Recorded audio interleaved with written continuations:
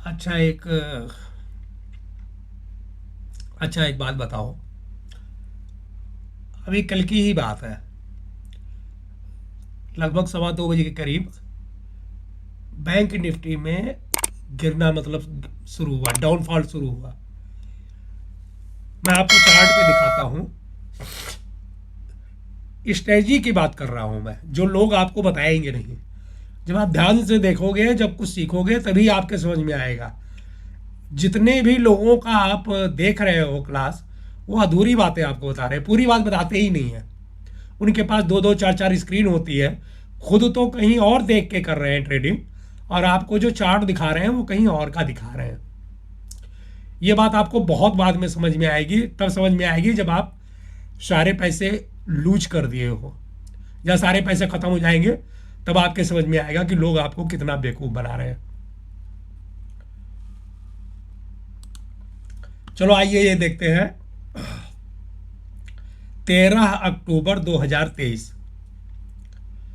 आप देख रहे हैं 13 अक्टूबर 2023 का चार्ट सामने है। और आप कैंडल देखिएगा, 2:20 की जो कैंडल है, वहां पे मतलब लो लगना शुरू हुआ। आइए आपको ड्रा करके दिखाते हैं। जो चीज़ मैं आपको दिखा रहा हूं, भैया ये कोई नहीं बताएगा। सबने दो दो तीन तीन चार चार स्क्रीन लगाई हुई है, और वो बताते नहीं है। अभी आप देखिए, 13 अक्टूबर 2023 को 2:20 की जो कैंडल है, उसने अपना हाई लगाया और उसके बाद में नीचे आना शुरू हो गया। ये आप देख रहे हो, नीचे आना शुरू हो गया। ये जो कैंडल है ना,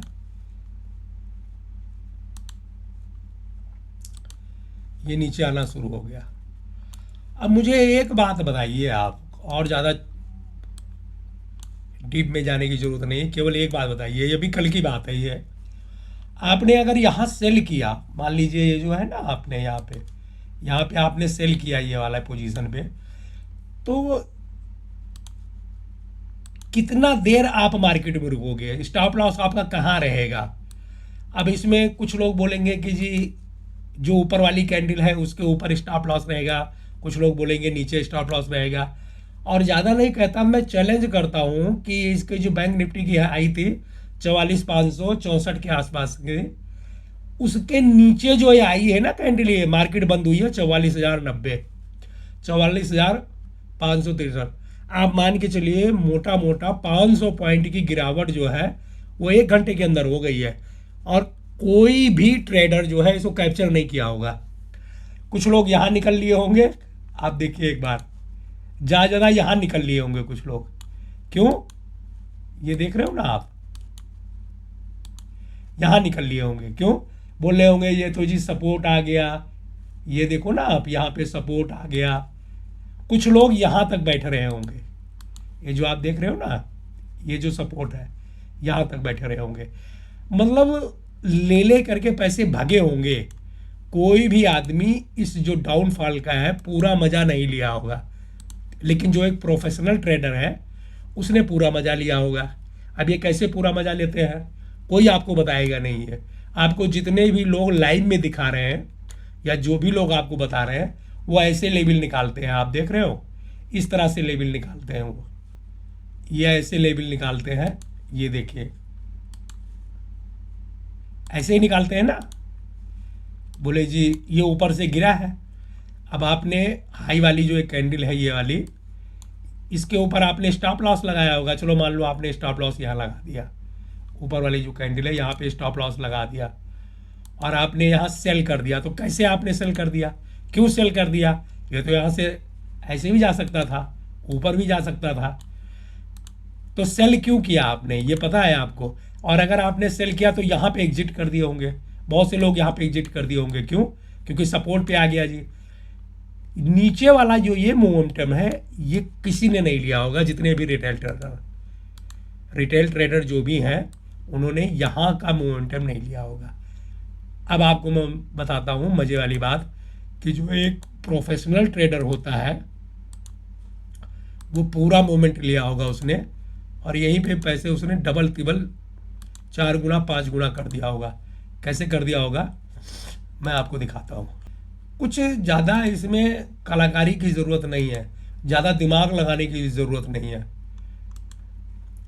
जो लोग समझाते हैं ना, जो लोग आपको बताते हैं, सब लोग बेवकूफ़ बना रहे हैं।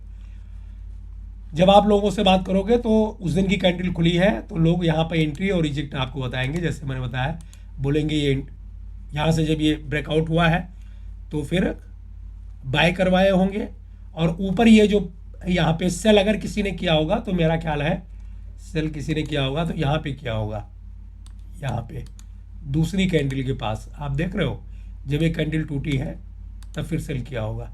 लेकिन कितना लेंगे वो पैसे, 10 रुपये, 20 रुपये, 25 रुपये, ज़्यादा से ज़्यादा भैया 30 रुपये लेके लोग निकल गए। मैं चैलेंज करता हूँ कि ये वाला मोमेंटम किसी ने नहीं लिया होगा, ये वाला मोमेंटम किसी ने नहीं लिया होगा। अभी मैं आपको दिखाता हूँ कि एंट्री और एग्जिट कैसे होती है। जो मैं समझाना चाह रहा हूँ भैया, वो ये समझाना चाह रहा हूँ कि एंट्री तो आपने कर लिया, चलो आपने अगर कॉल को पकड़ लिया, आपने पुट को पकड़ लिया, आपने यहाँ पे एंट्री कर लिया, यहाँ कहीं भी एंट्री कर लिया आपने, ये जो है कहीं भी एंट्री कर लिया, तो एग्जिट कहाँ लोगे आप, कैसे पता चलेगा एग्जिट लेना है, ये चीज़ मैं आपको बता रहा हूँ। अब हम एक काम करते हैं इसमें, जो हम लोग जो एक प्रोफेशनल ट्रेडर है जब वो करता है इसमें तो कैसे करेगा। नहीं, कहने का मतलब है कि आपको अधूरी बातें बताई जाती है, पूरी बातें बताई ही नहीं जाती। अब मैं आपको दिखाता हूं, ये हमने खोला यहां से, ये चीज हमने ड्रा कर दी, ठीक है। अब ये ड्रा करने के बाद में क्या, एक चीज और इसमें ड्रा करो, केवल 2 इंडिकेटर लगाना है, तीसरा कोई लगाना ही नहीं। अगर आप बिगनर हो, आप सीख रहे हो, तो आपको केवल 2 इंडिकेटर लगाना है बस। हमें कहाँ सेल करना है, हमें आप लोगों ने यहाँ पे सेल किया होगा, जैसे ये कैंडल डाउन हुई है ना, यहाँ पे आपने सेल किया होगा, कंफर्म है कि यहीं आपने सेल किया होगा, और उसके बाद में यहाँ पे जहाँ पे सपोर्ट बताया था वहाँ पे आप निकल गए होंगे। लेकिन हम लोग जो प्रोफेशनल ट्रेडर हैं, जितने भी लोग हैं, उन्होंने सेल कहाँ किया, इस कैंडल पे सेल किया है। आप देखो, कोई खतरे वाली बात नहीं, इस वाली कैंडल पे, आप समझ रहे हो ना कहाँ पे सेल किया उन्होंने। जब सुपर ट्रेडर ने दे दिया इंडिकेटर कि मार्केट अब डाउन जाएगी, तब फिर उन्होंने सेल किया, यहाँ से सेल किया और पूरा मोमेंटम लिया उन्होंने, कहाँ तक, जब तक मार्केट बंद नहीं हुई तब तक। अब आप बोलोगे कि जी बाहर क्यों नहीं निकले, यहाँ तक लिया उन्होंने। बाहर इसलिए नहीं निकले भैया, क्योंकि ये जो 2 मूविंग एवरेज लगी हुई है, आपको क्लियर करके दिखाता हूं, ये जो मूविंग एवरेज जो लगी हुई है, इस मूविंग एवरेज के जब ऊपर जाएगा तब वो एग्जिट करेंगे। कहने का मतलब है जो स्टॉप लॉस है ना, मान लीजिए यहाँ किसी ने सेल किया, इस पोजीशन पे सेल किया, तो उसका स्टॉप लॉस ज़्यादा ऊपर नहीं होगा, यहाँ पे होगा। ये जो रेड वाली लाइन खींची है ना इसके ऊपर, ये क्या है, ये 9 मूवी एवरेज है, 9 वाली। ये वाली कौन सी है, 20 वाली। तो जब तक किसी लाइन के ऊपर, 9 या 20 वाली के ऊपर प्राइस रिटर्न नहीं जाएगी, तब तक स्टॉप लॉस नहीं लगाएंगे वो। आप समझ रहे हैं मैं क्या कहना चाह रहा हूं, उनका स्टॉप लॉस ऐसे चलेगा, ये देख रहे हो, इस लाइन के साथ में स्टॉप लॉस चलेगा। ये वाली कैंडल जब ऐसे निकलेगी ना यहाँ पे, तब वो स्टॉप लॉस हिट कराएंगे।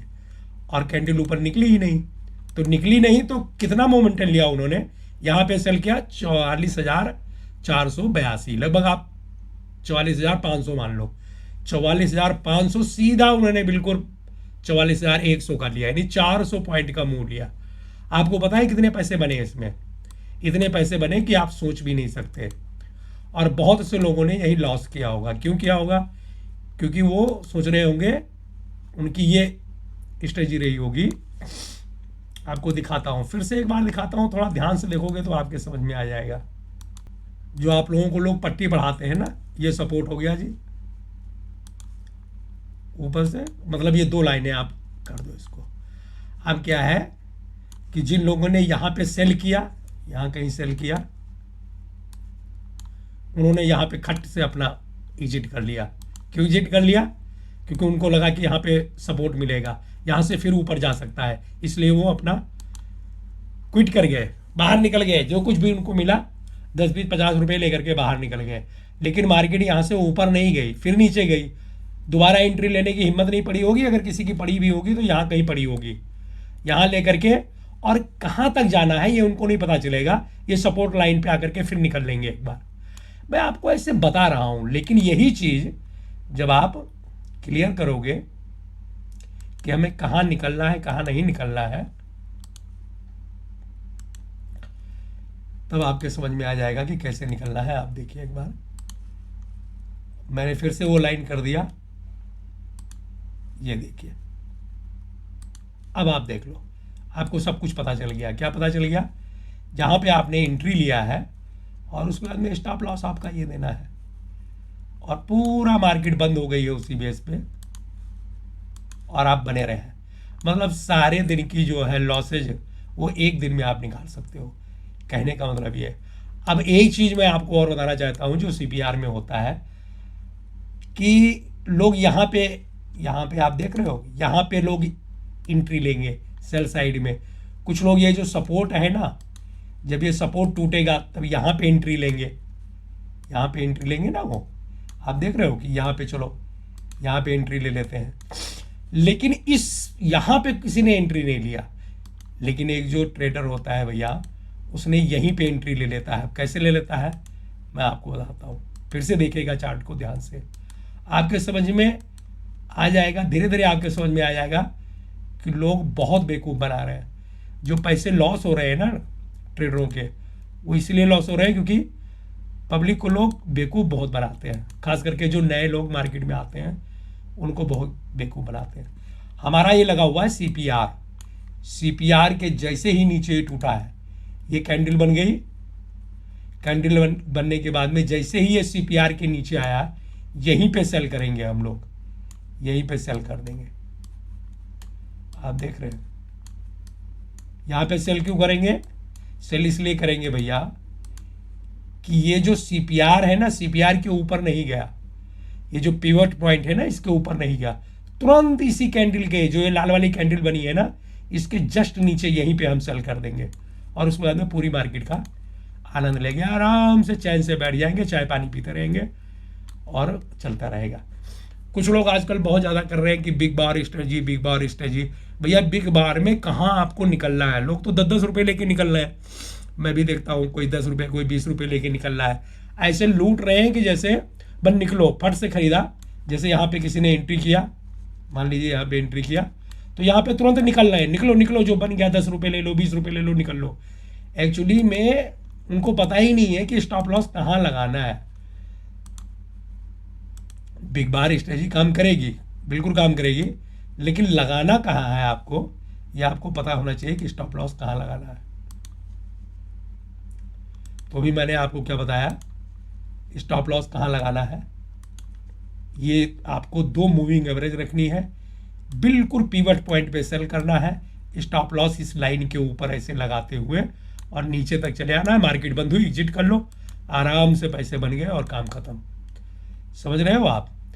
इस तरह से करते हैं।